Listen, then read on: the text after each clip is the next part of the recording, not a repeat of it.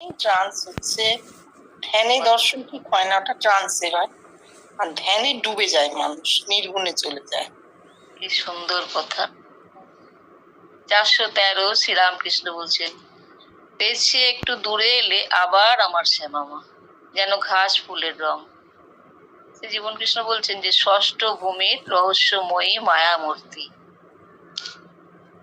তাই নেমে আসছেন সপ্তম থেকে আবার ষষ্ঠে নেমে আসছেন। ষষ্ঠ ভূমিতে উনি রহস্যময়ী মায়ামূর্তি দেখেছিলেন, ওই যে ঘাস ফুলের রং, এটা বলে দিচ্ছেন। আবার ইষ্ট দর্শনও হয় পিছিয়ে একটু দূরে এলে, মানে সপ্তম থেকে ষষ্ঠে যেই নামা হলো, নির্গুণ থেকে নেমে আসা সগুণে, তখন সাকারে ইষ্টমূর্তি দর্শন হচ্ছে। 414 শ্রীরামকৃষ্ণ বলছেন, শ্যামা মা, শ্যামা পুরুষ না প্রকৃতি? জীবন কৃষ্ণ বলছেন যে আত্মার লিঙ্গভেদ নেই, আত্মার সগুণ অবস্থায় আকার আছে, আর সে দেখতে পাওয়া যায়। পঞ্চম ভূমির অর্ধনারীশ্বর মূর্তি প্রকাশ করে যে আত্মার লিঙ্গভেদ নেই। এটি বিজ্ঞানময় কোষের প্রথম অনুভূতি। হ্যাঁ, লিঙ্গ কিসের থাকে? লিঙ্গ থাকে শরীরের, তাই না? আমাদের দেহের লিঙ্গ থাকে। আপনি একটা গোটা মানুষের ভেতরে যদি চামড়া মাংস, চামড়াটা ছাড়িয়ে নেন, ভেতরটা তো এক, ভেতরে তো কোনো পার্থক্য নেই। দুই একটি অঙ্গ ছাড়া ভেতরে কিন্তু আর কোনো পার্থক্য নেই, নারী পুরুষ এক সেখানে। এইটা পঞ্চমভূমির অনুভূতি বলছেন। আর ঠাকুর যে বলছেন যে শ্যামা পুরুষ না প্রকৃতি, খুব সুন্দর একটা গল্প আছে কথামৃতয়, যে একজন কালী পুজো করতেন। তার বাড়িতে অতিথি হয়ে এক ভদ্রলোক গেছেন, গিয়ে বলছেন যে আচ্ছা, তুমি মাকে পইতে পড়িয়েছো কেন? পইতে তো পুরুষের হয়, তুমি মাকে পইতে পড়িয়েছো কেন? তখন তিনি বলছেন, কি জানি, তুমি জানো মা নারী, আমি বুঝতে পারি না। হ্যাঁ, জানো না মন পরম কারণ, শ্যামা কেবল মেয়ে নয়, মেঘের বরণ করিয়া ধারণ, মাঝে মাঝে সে পুরুষ হয়। মেঘের বরণ মানে সেই নির্গুণ। মেঘের বরণ ধারণ করলে তো আর তার অবয়ব খুঁজে পাওয়া যাচ্ছে না, না, সে মেঘ হয়ে যাচ্ছে, সে নিরাবয়ব হয়ে যাচ্ছে, মূর্তিহীন অবস্থা। সেই মূর্তিহীন অবস্থায় সে পুরুষ। যতক্ষণ আমাদের দেহটা আমরা হাত দিয়ে ছুঁতে পারি, তার একটা আউটলাইন আমরা আঁকতে পারি, ততক্ষণ সেই দেহটা নারী। সে পুরুষ নারী নির্বিশেষেই সেই দেহ প্রকৃতি। প্রত্যেকটা মানুষেরই দেহ প্রকৃতি, কারণ তার একটা নির্দিষ্ট অবয়ব আছে, সাকার মূর্তি আছে। আর যখনই সে দেহাতীত হচ্ছে, মেঘের বরণ ধারণ করছে, তখনই কিন্তু সে পিতৃ বীজে পরিণত হচ্ছে। তখন আর তার কোনো অবয়ব থাকছে না, নিরাবয়ব, তখন সে পুরুষ। তাহলে শ্যামা প্রকৃতিও বটে, পুরুষও বটে।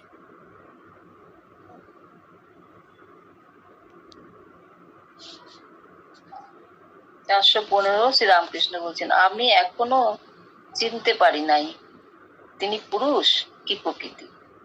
জীবন কৃষ্ণ বলছেন, পুরুষ আর প্রকৃতি একই আছে, আত্মা আরো উঁচুতে অস্থি বোধ মাত্র, আদ্যাশক্তি ও ব্রহ্ম অভেদ। এইখানে মুশকিলটা কি হয়েছে জানেন তো? উনি তো এতবার করে বলছেন, আমাদের সত্যি ধারণা করতে কষ্ট হয়, কারণ সামাজিক ভাবে, ব্যবহারিক জগতে আমরা এখানে প্রায় প্রত্যেকেই নারী। আমরা জানি যে মেয়ে হয়ে জন্মালে ঠিক কতটা ভেদ সহ্য করতে হয়, এ কথা কারোর কাছে অজানা নয়। যদি কেউ একজন এখানে থাকেন যিনি সম্পূর্ণভাবে স্বাধীন, তিনি তাহলে ব্যতিক্রম। সাধারণভাবে আমরা প্রত্যেকেই জানি, নারী হিসেবে জন্মালে সারা পৃথিবী জুড়ে, ডেটা আপনি সংগ্রহ করুন, দেখতে পাবেন সারা পৃথিবী জুড়েই নারীরা কিন্তু সেকেন্ড ক্লাস সিটিজেন। তাদের স্বাধীনতা দেওয়া হয় না, হয়নি কখনো, এখনো হয় না। আপনি আমেরিকার সবচেয়ে উচ্চপদস্থ নারী, তাকেও দেখুন, তারও কোথাও না কোথাও একটা টিকিটা বাঁধা আছে, সে যদি সংসারী হয়। এইরকম একটা সমস্যার মধ্যে তো আমরা আছি। সেইখানে জীবন কৃষ্ণ যে কথাটা এখানে বলছেন, আপনি যেটা বললেন আরেকবার বলুন, রিপিট করুন, না আমি বলে দিতাম। পুরুষ আর প্রকৃতি একই আছে। হ্যাঁ। আত্মা আরো উঁচুতে অস্থি হ্যাঁ। বোধ বোধ আত্মার সাথে ব্রহ্ম অভেদ। আমাদের এই যে ব্যবহারিক এবং সামাজিক জীবনটা আমাদের মাথায়, আমাদের চেতনায় এমন ছাপ ফেলে রেখেছে যে আমি তো নিজের আত্মিক অবস্থাটাকে কিছুতেই গ্রহণ করতে পারছি না, তাই না?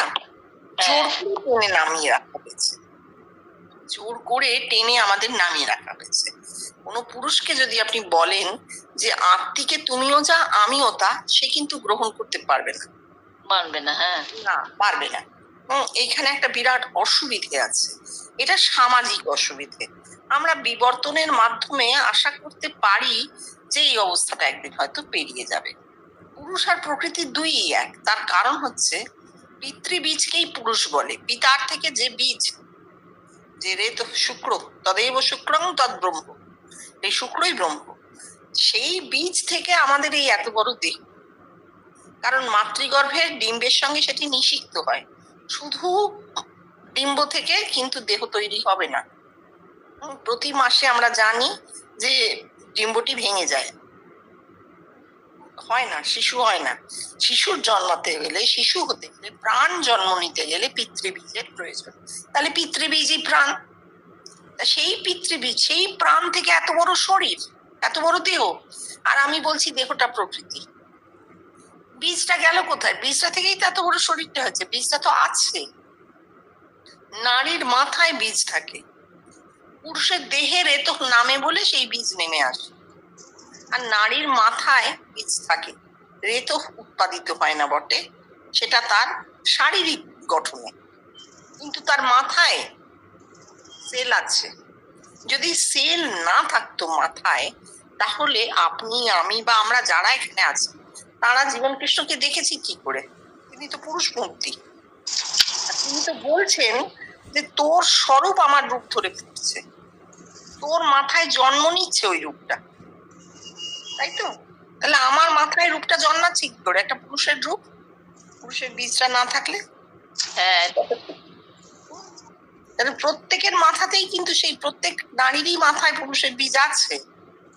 পুরুষের বীজ ছাড়া যেমন দেহ তৈরি হয় না, তেমন নারী ছাড়া এই দেহের প্রসব হয় না, এই দেহের সৃষ্টিই হয় না। দুটোই এক। আসলে শুধু জিনিসটা যেটা হচ্ছে চেঞ্জ, ট্রান্সফরমেশন হচ্ছে। যেমন জন্ম পূর্ববর্তী অবস্থায় আমরা পিতৃবীজে ছিলাম, জীবন কৃষ্ণ বলছেন কেন রে, কোথায় আর যাবে? হ্যাঁ, ফাদার সিমেন্ট থেকে এসেছিস, আবার সেখানেই ফিরে যাবে, বলছেন কথাটা। তাহলে কি হচ্ছে? জন্ম পূর্ববর্তী অবস্থায় আমরা সেই শুক্রে অবস্থান করছিলাম, জন্মানো হলো, দেহের সৃষ্টি হলো। আবার প্রকৃতি, এটা প্রকৃতির সঙ্গে আমরা ওতপ্রোত হয়ে রয়েছি সগুণে। আবার মৃত্যু পরবর্তী অবস্থায় সেই নির্গুণ প্রকৃতিতে, সেই বীজে আবার ফিরে যাব। মানে পুরো জিনিসটাই খালি ট্রান্সফরমেশন, তাই না? খালি পরিবর্তন হচ্ছে, রূপান্তর হচ্ছে, রূপান্তর হচ্ছে, আসলে কোনো কিছুই আলাদা নয়। 416 শ্রীরামকৃষ্ণ বলছেন ব্রহ্ম শক্তি, শক্তি ব্রহ্ম অভেদ। শ্রী জীবন কৃষ্ণ বলছেন যে ব্রহ্ম শক্তি নিগম আর শক্তি ব্রহ্ম আগম, অভেদ এক, নির্গুণ। এটাও বেষ্টিতে বলা হয়েছে। হ্যাঁ, শক্তি ব্রহ্ম হচ্ছে কখন? আগমে, যখন প্রাণ শক্তি সংকলিত হয়ে সহস্রারে গিয়ে আত্মা সাক্ষাৎকার হলো, ব্রহ্মে পরিবর্তিত হয়ে গেল। একটা মানুষের দেখে এটা ঘটেছে, উনি জানেন, বলে দিবেন। বেষ্টি, আগম। এবার নিগম, যখন বলছেন ব্রহ্মই শক্তি, এইটা পৌরাণিক নিগম, এইটা বেষ্টিতে আবদ্ধ। কেন? ব্রহ্ম আর শক্তি রূপে তো নামেন না, ব্রহ্ম তো চৈতন্য হয়ে ব্যক্ত হয়ে যাবেন, সর্বব্যাপ্ত হয়ে যাবেন, তাই না? ব্রহ্ম আমরা কি জানি? পরম ব্রহ্ম, ব্রহ্ম থেকে পরম ব্রহ্ম হবে।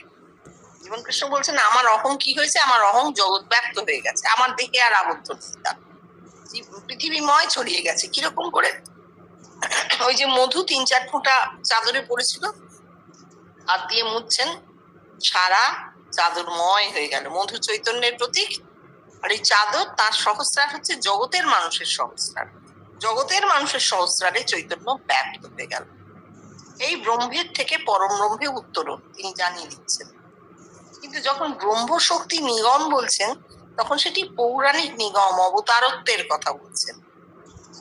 ব্রহ্ম আবার যখন দেহে নামে, চৈতন্য যখন দেহে নামছে, চৈতন্য সাক্ষাৎকারের পর সাধারণত তা সর্বব্যাপ্ত হবার কথা, তা না হয়ে তা যখন দেহে ফিরছে, সেই একক মানুষের দেহে ফিরছে, চৈতন্য তো আর ফিরতে পারে না, চৈতন্যের ডাইমেনশন নেই, সে ফিরবে কি করে? শক্তি ফেরে। ঠাকুর বলছেন না যে শক্তিরই অবতার, একবারও বলেননি চৈতন্যের অবতার। ঠাকুরের কথার মধ্যে খুব ছোট্ট ছোট্ট করে ভাঁজ করে করে সব লেখা আছে, সব বলে গেছেন। বলছেন শক্তিরই অবতার, অর্থাৎ অবতারের মধ্যে শক্তির অবতরণ হয়, চৈতন্যের অবতরণ হয় না। আর বলছেন তোমাদের চৈতন্য হোক, একবারও কিন্তু বলেননি যে তোমরা অবতার হও। আমি যেমন অবতার হয়েছি তোমরা হও, এ কথাটা বলেননি, কারণ ওটা হবে না। কি বলছেন? তোমাদের চৈতন্য হোক, অর্থাৎ তোমাদের চৈতন্য হয়েছে, হবে, হয়েছে। তার তো ত্রিকালের অতীত কথা ছিল না, এইখানে সেই কথাটা লুকিয়ে আছে, বেষ্টিতে বলা হচ্ছে, অবতারত্ব বলা হচ্ছে।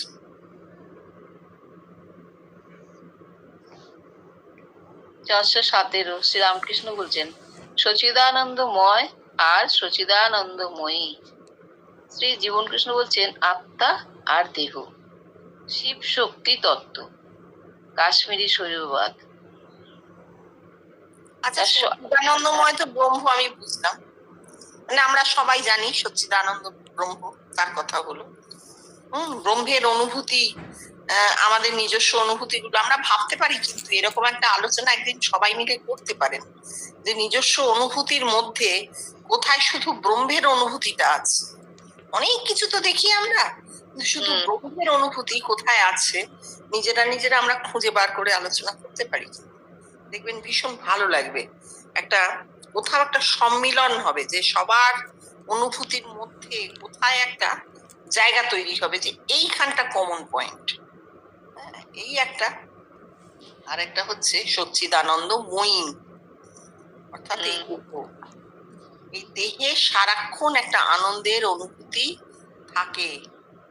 জীবন কৃষ্ণ বলছেন ভীষণ শোকে মানুষ যখন কাঁদে, সেটাও সে আনন্দেই কাঁদে। এটা শুনলে অবাক লাগবে, অর্থাৎ কি বলতে চাইছেন? যে শোকটা থেকে মুক্তি পেতে কাঁদে। শোক সরে গেলে অশোক মানেই তো আনন্দ। এই জন্যে বলছেন, সাইকোলজিটা ভীষণ ভালো তিনি বুঝতেন। কি বলছেন? বলছেন যে শোকেও মানুষ কাঁদে, ভীষণ শোক, প্রচন্ড দুঃখ বুকে চেপে আছে, সেটা কান্নার মাধ্যমে যদি সেটা বেরিয়ে যায়, দুঃখটা যদি বেরিয়ে যায়, তাহলে তারও পাশে আনন্দ আছে। আনন্দ ছাড়া কেউ বাঁচে না, আনন্দই আমাদের বাঁচিয়ে রেখেছে। কিন্তু সচ্চিদানন্দময়ী কখন? এই ব্রহ্মত্ব লাভের পর যে দেহ, তা সচ্চিদানন্দময়ী, কারণ সেই দেহে ব্রহ্মের স্ফুরণ হচ্ছে, ব্রহ্মানন্দ পাওয়া হচ্ছে, তাই সেই দেহকে সচ্চিদানন্দময়ী বলা হচ্ছে। এটা বিশ্বব্যাপীতে ঘটতে পারে, এবং অবশ্যই একদিন না একদিন মানুষ এই অবস্থায় পৌঁছবে, যখন দেহে তার আত্মিক অনুভূতি থেকে এমন আনন্দ আসবে যে ভোগের যা কিছু আগে কথা হচ্ছিল না, যে ভোগ আমরা ত্যাগ করব না, ওই ভোগ আপনা থেকে ত্যাগ হয়ে যাবে, আর মনে আসবে না। মিশ্রির পানা পেলে কেউ চিটে গুড়ের পানা খায় না, এই অবস্থাটা একদিন হবে, দেহ সচ্চিদানন্দময়ী হয়ে যাবে। 418 অদ্বৈত শ্রীরামকৃষ্ণ বলছেন অদ্বৈত চৈতন্য আর নিত্যানন্দ। শ্রী জীবন কৃষ্ণ বলছেন এই নিত্যানন্দ অবস্থার পার, নিত্য থেকে লীলা আর লীলা থেকে নিত্য।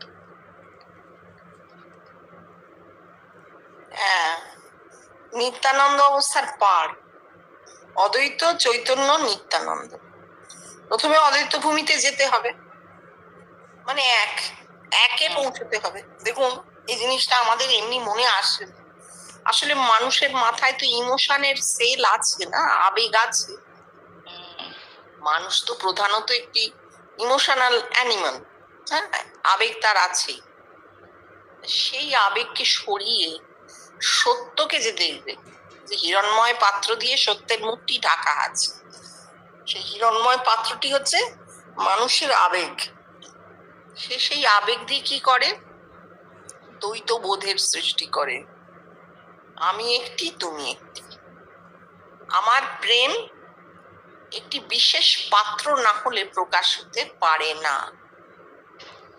এটা যে সম্পূর্ণ তো বাহ্যিক হচ্ছে সেটা মাথায় আসে না। চৈতন্যের প্রেম হয়েছিল, তার কি বাইরে কোনো পাত্র ছিল? না, তিনি তো ভেতরে সেটি অনুভব করতেন, ভেতরে দর্শন হতো, অনুভূতি হতো। অদ্বৈতের পর যে চৈতন্যের অবতরণ তার সাকারে হয়েছিল, কৃষ্ণ। এটা তো আর কারোর হবে না, এক চৈতন্যের হয়েছিল। ওই আত্মা সাক্ষাৎকারের পর চৈতন্য সাক্ষাৎকার যখন হলো, তখন অদ্বৈত থেকে চৈতন্য। এইবার নিত্যানন্দ। নিত্যানন্দ মানে নিত্য থেকে যে আনন্দ, লীলার আনন্দ নয়। ভজন, কীর্তন, ভক্তি, প্রেম, এই আনন্দগুলো নয়, এগুলো বাদ। নিত্যে যে আনন্দ। নিত্যে কি অবস্থায় থাকে একটা মানুষ? একদম ভারসাম্য, ইকুইলিব্রিয়াম কন্ডিশন। জীবন কৃষ্ণ বলছেন টাবুলা রাসা। তার ঘরে উপস্থিত সমস্ত সঙ্গকারীদের বলছেন, তোরা ঋষি হয়েছিস কেন? ঋষিদের শান্ত রস ছিল, তোরা ঠিক সেই রকম শান্ত হয়েছিস। সন্ত বহি যে রাম রস চাখে, তোরা একের রস চেখেছিস, তাই তোরা শান্ত হয়েছিস। অর্থাৎ কোন রকম তরঙ্গ নেই। আবেগে তো তরঙ্গ আছে না, ঢেউ ওঠে, মাঝ সমুদ্রে কোনো ঢেউ থাকে না, তোরা ঠিক সেই রকম হয়েছিস। এইটি হচ্ছে নিত্যানন্দ। আমরা ভাবতে পারি এগুলো তো শুধুই কথার কচকচি হয়ে যাচ্ছে, না, আমরা কি করে বুঝবো? যদি চুপ করে বসে থাকেন, মাথার মধ্যে যা পড়েন বা যা আলোচনা হয়, একা বসে ভাবেন, চিন্তা হয়, আপনা থেকে মনের মধ্যে ঘুরতে থাকে, তখন দেখবেন একটা অদ্ভুত শান্তি, একটা অদ্ভুত তৃপ্তি মাথায় আস্তে আস্তে ছড়িয়ে যায়। নিত্যানন্দ। কোনো দর্শন, অনুভূতি, আবেগ কিচ্ছু থাকে না। এটা একটা অবস্থা। 419 শ্রীরামকৃষ্ণ বলছেন, পুরুষের যোগে প্রকৃতি সমস্ত কাজ করছেন, সৃষ্টি স্মৃতি প্রলয় করছেন। শ্রী জীবন কৃষ্ণ বলছেন, পুরুষ আত্মা, প্রকৃতি দেহ ও গুণত্রয়। দেহেতে আত্মার লীলা আগমে এরকম বোধ হয়। হ্যাঁ, আগমে এরকম বোধ হয়। অর্থাৎ এইগুলো শাস্ত্রের কথা উনি বলে দিলেন যে আগমে এরকম বোধ হয়। সবার বোধ হবে না, যার আগমের সাধন হয়েছে, আর আগমের সাধন আর নেই। আমরা এখন, উনি বলেছিলেন তোরা আমাকে দেখেছিস বেদান্তের চতুর্থ ভূমি, মানে একাদশ স্তর থেকে, 11th ডাইমেনশন থেকে আমাকে দেখিস তোরা। তা সে ওঁকে, উনি জীবন্ত অবস্থায় ওঁকে যে দেখা, সেও তো 67 সালের পর থেকে আর নেই, উনি তো আর জীবন্ত নেই, স্থূল দেহে নেই। তাহলে আমরা যে এখন কোন স্তরে দাঁড়িয়ে আছি আমরা জানি না, কিন্তু অনেক অনেক এগিয়ে গেছি। যদি 12 বছর 4 মাস করে এক একটা স্তর ধরা হয়, তাহলে আপনি চিন্তা করুন 67 সালের পর 27 সাল প্রায় আসতে চলেছে। হ্যাঁ, 8 বছর প্রায় হয়ে গেছে, 5 বারং 60, প্রায় 5টা স্তর অতিক্রান্ত। এই একটা ভূমি পেরিয়ে যাওয়া মানে এখন প্রায় ষোড়শ কি সপ্তদশ ভূমিতে আমরা হয়তো দাঁড়িয়ে আছি, এবং সেখানকার রিয়াকশন কি আমরা জানি না, একদম জানি না। এই না জানাটার মধ্যে কিন্তু কোনো ভুল নেই, জানে না, কেউ কিছুই জানে না। সব কে জানে? জীবন কৃষ্ণ বলছেন সব বলে তো কিছু হয় না, যতটা স্তর উন্মোচিত হবে আমরা জানতে পারবো। এখন কি হচ্ছে, এই যে আলোচনা হচ্ছে, এই যে গুগল মিট স্থান কাল নাশ করে দিয়েছে, সবাই এক জায়গায় বসে কে কোথা থেকে এসেছি এরাই জানি না, এই স্তর একটা করে খুলছে। ওই আগমের সাধন আর কারোর হবে না, ও হয়ে গেছে, ও সবের আর দরকার নেই। আমি 17 তলায় যদি থাকি, সেখান থেকে আকাশটা কি সুন্দর দেখা যায়, দূরে জঙ্গল দেখা যায়। এবার আপনি যদি আমাকে বলেন যে দূর 5 তলায় নেমে আসুন, একটু ভজন কীর্তন হোক, আমি কি নামবো? হ্যাঁ, সেটাই তো কথা। এটাই হচ্ছে এখনকার ব্যবস্থা। 420 শ্রীরামকৃষ্ণ বলছেন, ছাদও যে জিনিসে তৈরি, ইট চুন সুরকি সিঁড়িও সেই জিনিসেই তৈরি। শ্রী জীবন কৃষ্ণ বলছেন যে নির্গুণ আত্মা থেকে দেহ, আবার দেহ থেকে আত্মা। আর এ তো এত কোমল পদার্থ, কিন্তু তা থেকে এই মানুষের দেহ হয়। এখানে সেই ওই রামানুজের বিশিষ্টাদ্বৈতবাদ ঢুকে আছে, যে শ্বাস বিচি খোলা যে জিনিসে তৈরি, বেল শ্বাস বিচি খোলা বাদ দিলে ওজনে কম পড়ে, শ্বাস যা দিয়ে তৈরি, বিচি খোলা সব তা দিয়েই তৈরি, গোটাটাই ওজন। ঠিক দেহটাও তাই। আমরা যদি এখন বসে বসে দেহ কেটে কেটে প্রাণকে বার করতে চাই, পারবো না তো। না, যে রেতক থেকে এত বড় শরীর, যে পিতৃবীজ থেকে এত বড় শরীর, দেহ কেটে টুকরো করে ফেললেও, একবারে ছিন্ন বিচ্ছিন্ন করে ফেললেও সেই পিতৃবীজকে কিন্তু খুঁজে পাওয়া যাবে না, কারণ তার রূপান্তর ঘটে গেছে। পিতৃবীজ থেকেই দেহটা এত বড় হয়েছে, আর প্রাণ শক্তি দেহের প্রতিটি কোষে কোষে ছড়িয়ে গেছে। তাকে তো আর ওইভাবে পাওয়া যাবে না। একটা মানুষকে, কেউ যদি একটা মানুষকে হত্যা করেও মনে করে তার প্রাণ শক্তিটাকে ধরবো খপ করে, একটা অসম্ভব ব্যাপার, হবে না, হয় না ওভাবে, কারণ সংকলিত না হলে প্রাণ শক্তিকে আলাদা করা যায় না। আমরা আগে পড়েছি, ঠাকুরও বলছেন যে 21 দিন শীত সমাধিতে থেকে মানুষটা মরে যায়, মুখে জল দিলে গড়িয়ে যায়। তার মানে কি, ওই প্রাণ শক্তিকে সে সংকলিত করেছে ওই জন্য, দেখবে বলে যে কিভাবে সংকলিত হয়, হলো, কিন্তু সেটা আর দেহে ফিরে মিশতে পারলো না, গলে গেল, শক্তিটা গলে বেরিয়ে গেল, এটা হয়। কিন্তু বলবার জন্য তো লোক নেই, সে তো মৃত, সে তো মারা গেল, সে বলবে কি করে? এবার আমরা যেটা জীবন কৃষ্ণ থেকে শিখেছি, যে প্রমাণ ছাড়া কোনো কিছুই আমরা গ্রহণ করতে পারি না। সে স্থিত সমাধিতে গেল না স্ট্রোকে মারা গেল, কে বলবে? স্ট্রোকও তো ওইরকমই হয়। প্রাণ শক্তি আমাদের প্রত্যেকটা কোষে কোষে ছড়িয়ে গেছে, সুতরাং পিতৃবীজকে দেহ থেকে আলাদা করা যায় না। সেই দেহ আর সেই পিতৃবীজ একই হয়ে দাঁড়ায়।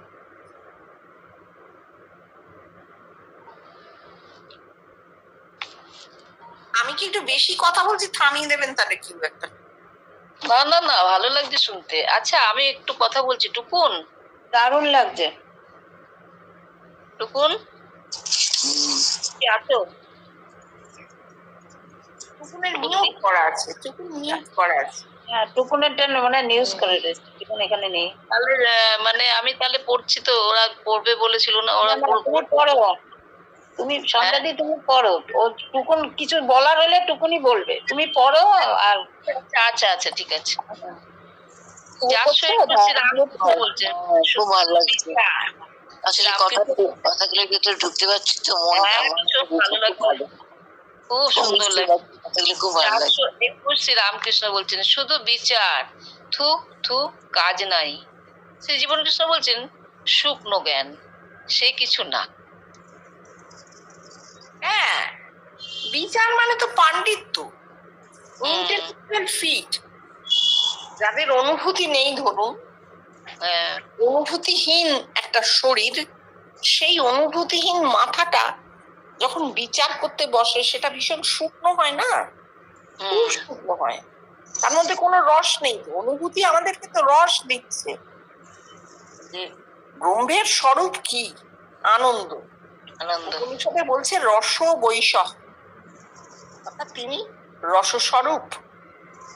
তাহলে যদি কারোর ব্রহ্মত্বের অনুভূতি হয়, সে তার মাথায় রস জন্মাতে বাধ্য, কারণ সে রসস্বরূপকে পেয়ে রসস্থ হবে। বা আমাদের প্রত্যেকেরই স্বরূপ সেই রসস্বরূপ, আমরা সবাই সেই রসস্বরূপ। এবার যদি কারোর মাথায় সেই অনুভূতিটা না জন্মায়, সেও রসস্বরূপ, কিন্তু সে জানতে পারছে না। না জানতে পারার ফলে কি হচ্ছে, এই যে ঢাকা আছে, মুখটা ঢাকা আছে হিরণ্ময় পাত্র দিয়ে, তার ফলে সে যা বিচার করে পাণ্ডিত্য দিয়ে, যুক্তি দিয়ে। যুক্তি দিয়ে বিচার করলে সেটা একদম শুকনো, কিচ্ছু নেই তাতে। আর ঠাকুর সেটা কি করে গ্রহণ করবেন? তার তো একটা জ্যান্ত শরীর। জীবনকৃষ্ণ বলছেন ঠাকুরের একেবারে জ্যান্ত শরীর, সামান্যতম উদ্দীপনে তার শরীরে সমাধি, অনুভূতি, ভাব, মহাভাব সব হতো। তাহলে তিনি কি করে এটা গ্রহণ করবেন? কোনো পাণ্ডিত্য, কোনো লেকচার তিনি গ্রহণ করতে পারতেন না। এবং অনুরূপ অবস্থা আমরা জীবনকৃষ্ণের ঘরেও দেখেছি। শুকনো লেকচার তিনি মোটেই নিতে পারতেন না, এবং পরবর্তীতে কারো সাহসও হতো না তার সামনে বসে এমন কোনো কথা বলেন যা শুকনো লেকচারের মধ্যে চলে যায়। মানিককে দেখবেন এমন অনেক জায়গা আছে তিনি থামিয়ে দিয়েছেন, এসব যা হচ্ছে সব কোনো কথা নয় বলে থামিয়ে দিয়েছেন। 422 শ্রী রামকৃষ্ণ বলছেন তুমি আমি, আমি তুমি। শ্রী জীবনকৃষ্ণ বলছেন সগুণ অবস্থায় সোহং, আর নির্গুণে কিছু বলবার নেই। হ্যাঁ, তুমি আমি, আমি তুমি, ঠিক আছে। বেষ্টিতে তো উনি বলেছেন সগুণ অবস্থায়। সগুণ কেন? কারণ জানা যাচ্ছে তুমি যে আমি সেটা জানা যাচ্ছে, আর আমি যে তুমি সেটা জানা যাচ্ছে না, কারণ তখন তো লীন হয়ে যাচ্ছে। ব্রহ্মলীন অবস্থায় কে বলবে সেটা জানা যাচ্ছে না, এটা বেষ্টি। এবার দেখুন জগৎব্যাপীতে কি দাঁড়ায়। তুমি আমি মানে এই চোখের সামনে যে বিশাল জগৎ, চোখ খুলে দেখতে পাচ্ছি, যেদিকে তাকাচ্ছি যা দেখছি সবটাই আমি আমাকে দেখছি। তুমি এই জগৎ, তুমি আসলে আমি আমারই রিফ্লেকশনকে দেখছি। যদি কোনো চোখের ডাক্তারের কাছে যান চোখে দেখতে পাচ্ছেন না বলে, তাহলে তিনি চোখ পরীক্ষা করে বলবেন যে আপনার রেটিনায় ইমেজটা ঠিক করে তৈরি হচ্ছে না, আপনার অপটিক নার্ভ সেই ইমেজটাকে আপনার মাথায় পাঠাতে পারছে না। তাহলে দেখে কে? দেখে মাথা। মাথা সেই সিগন্যালটা চোখকে দেয়, চোখ তখন বাইরে যেটা দেখেছে সেটাকে বলে যে হ্যাঁ অমুক জায়গায় অমুক গাছটা আছে, দেখেছি। কোথা থেকে রিফ্লেকশনটা আসছে? নিজের মাথা থেকে।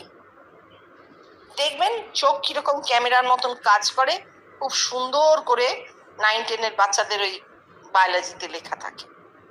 পুরো দর্শনটাই কিন্তু হচ্ছে মাথার ভেতরে। তাহলে বাইরে যা দেখছি সেটা একটা ইমেজ, একটা প্রতিবিম্ব মাত্র। এইভাবেই লেখা আছে কিন্তু বাংলায় বায়োলজিতে যে প্রতিবিম্ব, চোখ যে প্রতিবিম্ব তৈরি করে, একটা সৎ বিম্ব একটা অসৎ বিম্ব, এরকম ভাবে লেখা থাকে। আয়নারটা হচ্ছে অসৎ বিম্ব, আর চোখে যেটা তৈরি হয় সেটা হচ্ছে সৎ বিম্ব, এইভাবে বলা হয়। সৎ মানে নিত্য যা আছে জগৎ, সেই জগৎ আসলে আমার মাথার একটা ইমেজ মাত্র, প্রতিবিম্ব মাত্র। তাহলে আমি তুমি, তুমি আমি, এই জগৎ আমি, আবার আমিও এই জগৎ। আমি যখন জগৎকে রিফ্লেক্ট করছি তখন আমি নিজে জগৎ হচ্ছি, আবার যখন ভেতরে অনুভূতিতে দেখছি জগৎকে তখন জগৎ আমি হয়ে যাচ্ছে, তাই না? দেখুন এইভাবে ভাবতে পারা যাচ্ছে কিনা? এভাবে ভাবতে অসুবিধা হচ্ছে না তো? এইরকম যদি মনে হয় না, তখন আপনি যেদিকে তাকাবেন, যদি মনে হয় যে এ তো আমি আমাকেই দেখছি, আমারই মাথা থেকে তো রিফ্লেক্ট করে আমি দেখছি, তখন কোনো মানুষ সম্পর্কে আমাদের মনে কোনো বিদ্বেষ জন্মাবেই না। তার কারণ ওই মানুষটাও তো আমি রিফ্লেক্ট করে দেখছি। ও আচ্ছা, হ্যাঁ সেটাই তো সত্যি। খুব ভালো লাগলো, ভালো লাগছে। এবার বুঝতে পারছো? সবই আমি। খুব সুন্দর কথা, দারুণ কথা, নতুন কথা। প্রত্যেকটা মানুষের ক্ষেত্রে সত্যি। জগৎ তো এই জন্য বলা হচ্ছে কেন? কারণ আপনার জগৎ আর আমার জগৎ আলাদা নয় না, সবই এক। হ্যাঁ, আপনি একটা নারকেল গাছকে যেখানে দাঁড়িয়ে থাকতে দেখছেন, আমিও কিন্তু সেখানেই দাঁড়িয়ে থাকি। হ্যাঁ, তাহলে আমার জগৎ আর আপনার জগৎ এক হচ্ছে কোথায়? মাথার ভেতরেই, প্রতিবিম্বতেই এক হচ্ছে। তাহলে আপনি আর আমিও একই তো, আলাদা কোথায়? কত দামি কথা, বুঝতে পারছো বাবা? বিরাট বড় কথা তো, সবই তো আমি।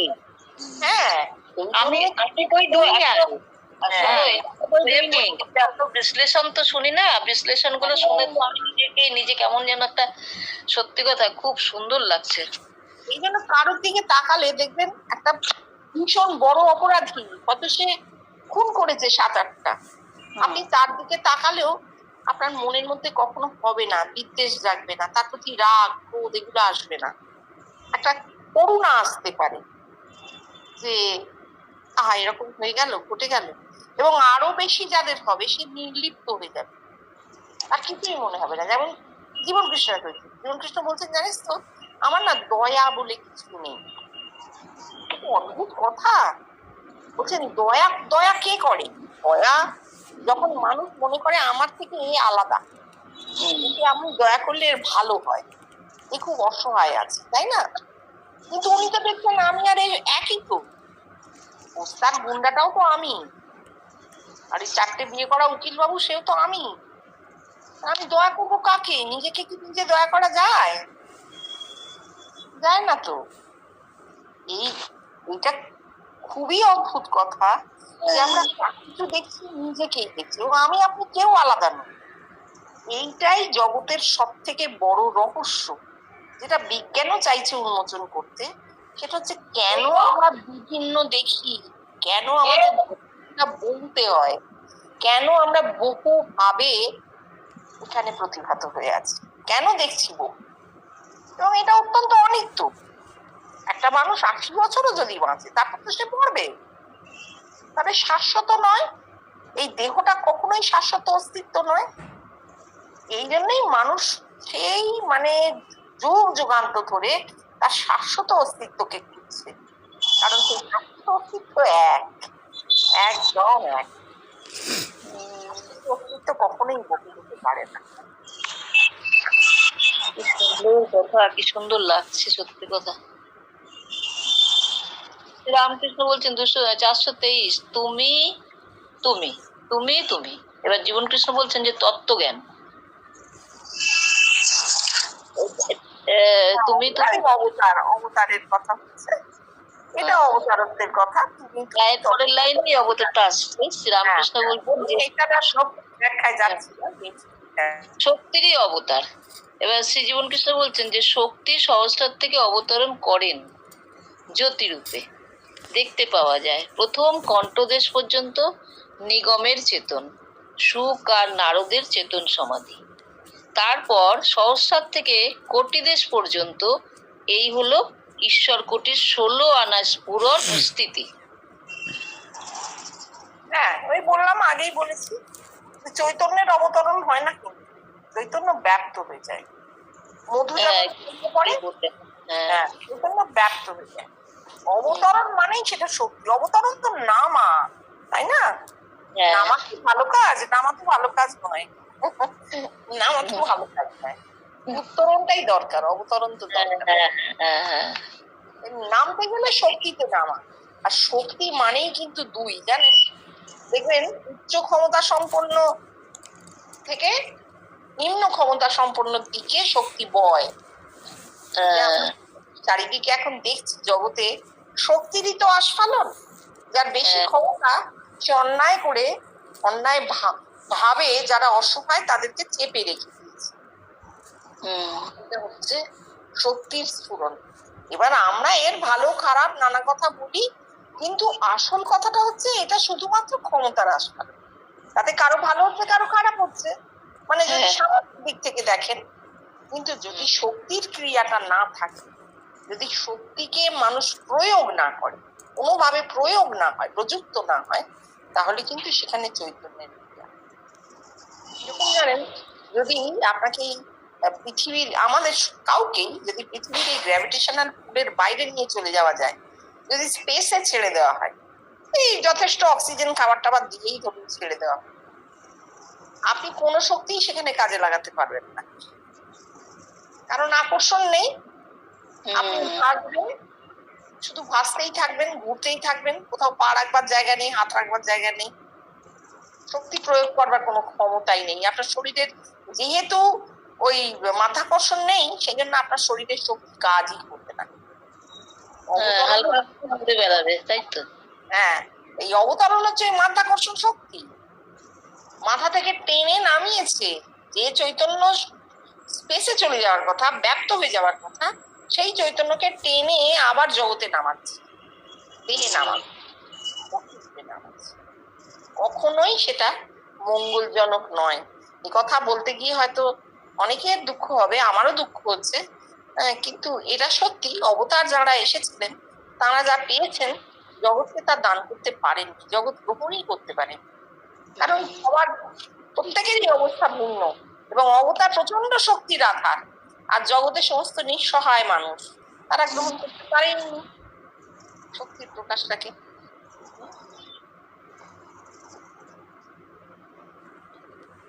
425 শ্রী রামকৃষ্ণ বলছেন, একমতে রাম ও কৃষ্ণ চিদানন্দ সাগরের দুটি ঢেউ।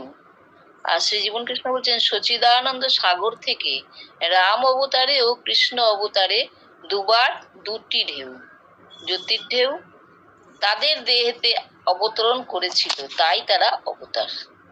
হ্যাঁ, কত সুন্দর।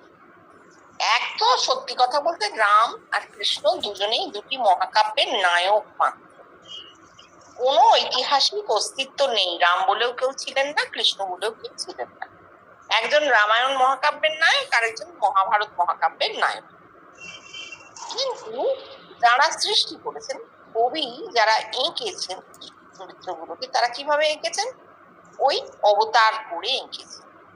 অবতারণ জ্যোতিষ সমুদ্র কোথায় আছে? মাথায়, সহস্রারে জ্যোতিষ সমুদ্র সবার আছে। সেই জ্যোতিষ সমুদ্র থেকে ঢেউ উঠে ধাক্কা কোথায় দেয়? ধাক্কা দেয় শরীরে, দেহে ধাক্কা দেয়, বালিতে, বালির তীরে। সমুদ্র থেকে ঢেউ উঠে কি হয়? তীরে ধাক্কা খায় তো, শরীরে এসে নামছে। ঢেউটা উঠছে জ্যোতিষ সমুদ্র থেকে, প্রত্যেকের মাথায় জ্যোতিষ সমুদ্র। সেই জ্যোতিষ সমুদ্র থেকে ঢেউ উঠে কোথায় নামছে? ধাক্কাটা কোথায় দিচ্ছে? শরীরে নামছে, দেহে নামছে, অবতরণ হচ্ছে। একবার রাম, একবার কৃষ্ণ।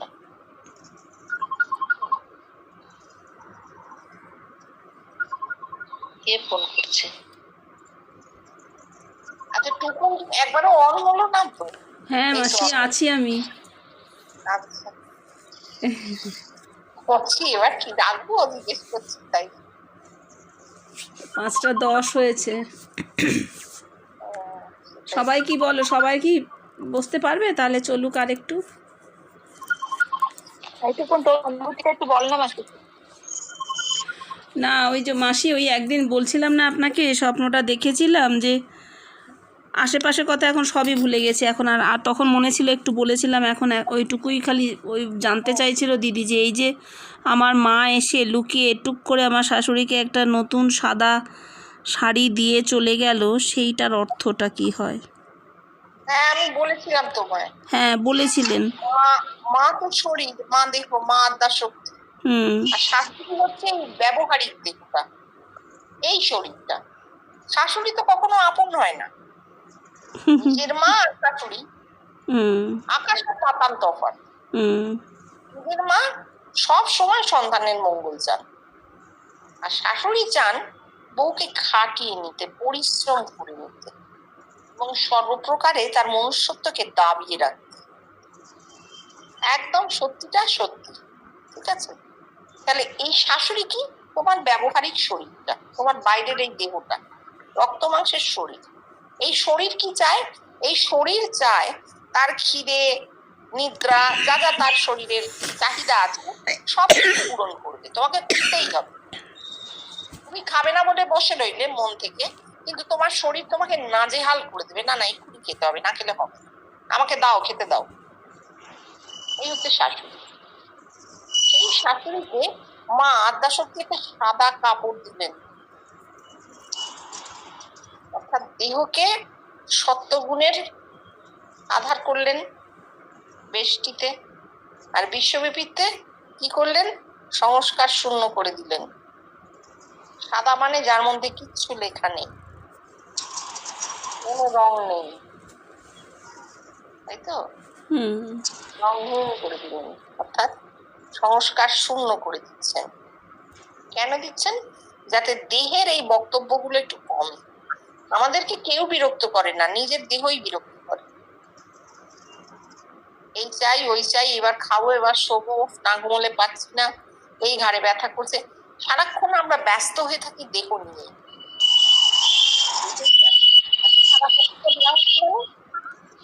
মা আদ্যা শক্তি তিনি দিচ্ছেন, তিনি চমৎকার মুক্ত করে দিচ্ছেন, সাধনের উপযোগী করে দিচ্ছেন। একটু এরকম মনে হয়েছিল, আমি বলেছিলাম বোধহয় না তোমায়? হ্যাঁ, আমিও ভুলে গেছি। হ্যাঁ। আমি এখন এই পাঠে বসে শুনতে শুনতে আমার একটা দর্শন হলো যে মা আধা শোয়া অবস্থায় একজন মা বেবিটা তার দুধ খাচ্ছে আর কি, মানে ব্রেস্ট ফিড করছে, ওইটুকুনি।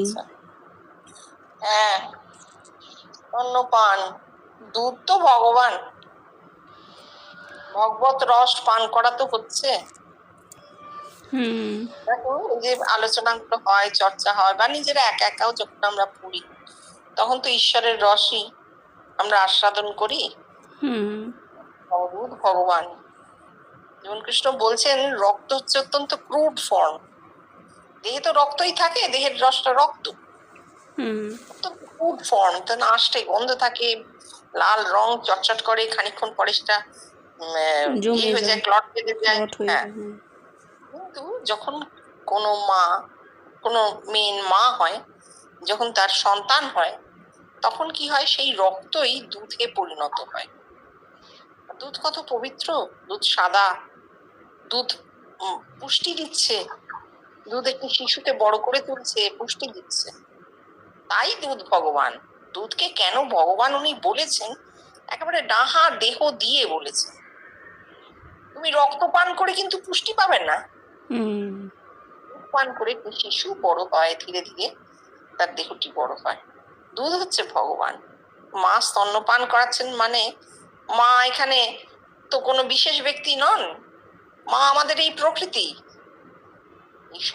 সগুণ ব্রহ্ম, সগুণ প্রকৃতি। সেই সগুণ প্রকৃতির মধ্যেই কিন্তু আমরা চর্চাটা চালাতে পারি। নির্গুণের সঙ্গে আলাপ চলে না, নির্গুণে গেলে কোনো আলাপ নেই, মরে গিয়ে নির্গুণ। তাহলে সগুণ প্রকৃতির মাঝেই আছি, এবং সেখানে এই রস আমরা পান করছি। তুমি কি এটা তুমি কি এখন দেখলে? হ্যাঁ,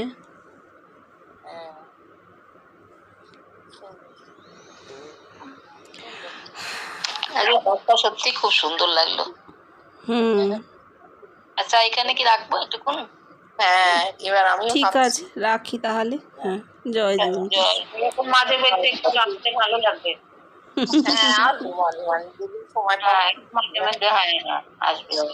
হ্যাঁ, যেদিনকে পারবে বাবা এসে, আমাদের খুব ভালো লাগলো, ভীষণ ভীষণ। বিবাদিত আর নেই আমাদের সঙ্গে, এখন তাকে পাচ্ছি না। ওইরকম ওইটা শোক করতে হয় না, বলতে হবে কেন শোক করবেন।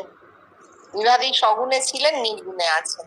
হ্যাঁ, সেটা তো ঠিকই। আমরা তো এখন তাকে তো আর মানে ভুল দিয়ে তো আছেন, তো তিনি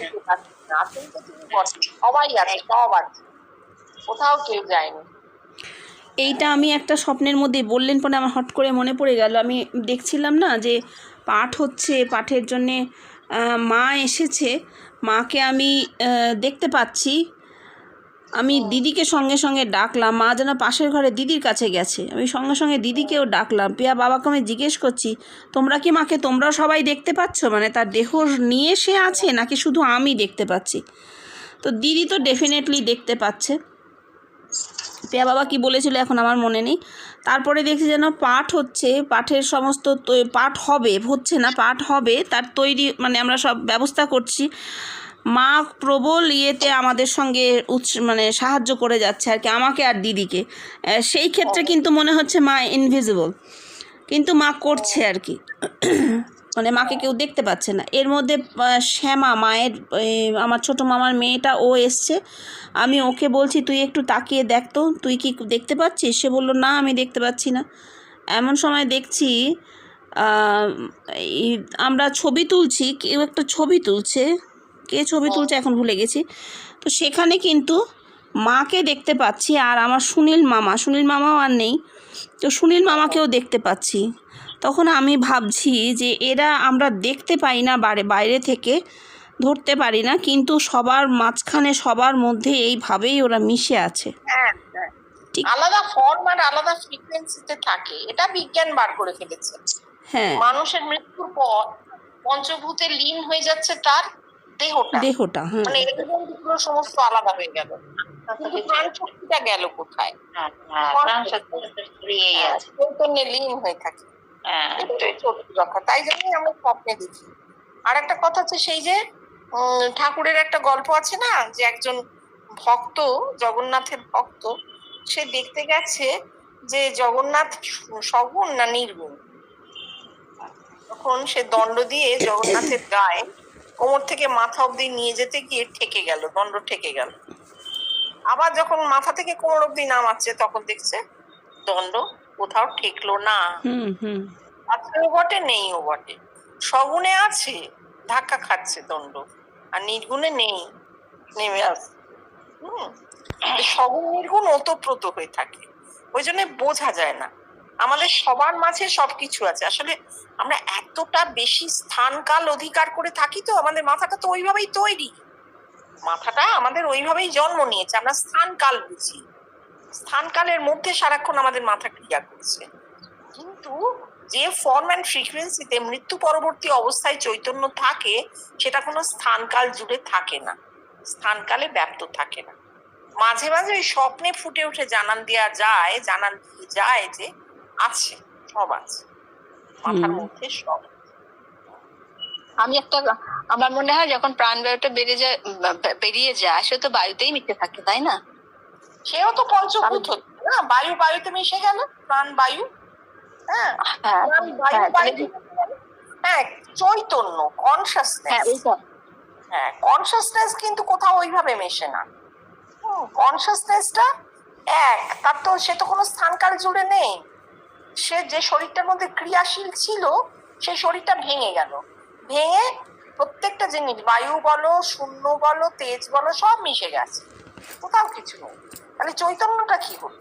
সে তো স্থানকাল বেপে নেই, সে তো এক, সে যেমন এক ছিল তেমন একই থাকবে, যেখানে যেমন এক ছিল সে একই থাকে, তার কোনো এদিক ওদিক রূপান্তর কিচ্ছু নেই। যে বলে না যে ব্রহ্মের কোনো ক্ষয় নেই, অক্ষয় অব্যয়, তার কারণ এইটাই, চৈতন্যর কোনো ক্ষয়ও নেই, ব্যয়ও নেই, যেমন ছিল তেমনই থাকে। তার প্রমাণ আমরা ওই স্বপ্নের মধ্যে পাই। আমরা প্রত্যেকেই মৃত বাবা মাকে স্বপ্ন দেখি, পূর্বপুরুষদের দেখি, এমন অনেক মানুষকে দেখি যারা আর নেই। কি করে দেখি? ওইভাবে আছে। এবং জীবনকৃষ্ণ বলছেন ব্রহ্ম লীন অবস্থা। ব্রহ্ম কথাটার মানেই চৈতন্য, চৈতন্যের লীন হয়ে আছে, সেইখান থেকে স্বপ্নটা আসছে। আমাদেরও মৃত্যু পরবর্তী অবস্থা একই হবে, কিন্তু বলবার জন্য ইন্দ্রিয় থাকবে না, দেহ থাকবে না, তাই মানুষ বলতে পারে না। ঠিক আছে, তাহলে এখানে